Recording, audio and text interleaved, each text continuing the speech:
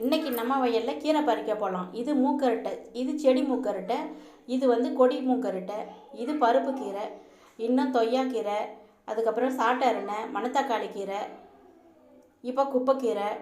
நானும் ஒரு 7-8 வகையான கீரையை பறித்தேன் நம்ம தோட்டத்தில். இதில் பாதி தான் செய்ய போகிறேன், பாதி யாருக்காவது கொடுத்துடலாம். இப்போ நமக்காக எடுத்துகிட்டு வந்த கொஞ்சம் கீரையை சுத்தம் பண்ணி கழுவி எடுத்து வச்சுருக்கிறேன்.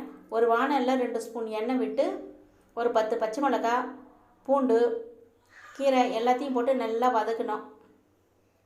நல்லா வதக்கிட்டு கடைசியாக நம்ம கட் பண்ணி எடுத்து வச்சுருக்கிற தக்காளியும் போட்டு தண்ணி விட்டு வேக வச்சுட்டேன்.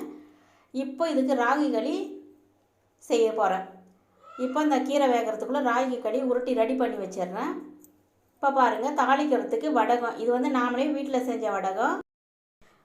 இது கீரை குழம்போடு தாளித்து சாப்பிடும்போது ரொம்ப டேஸ்ட்டாக இருக்கும். ட்ரை பண்ணி பாருங்கள். தேங்க்யூ.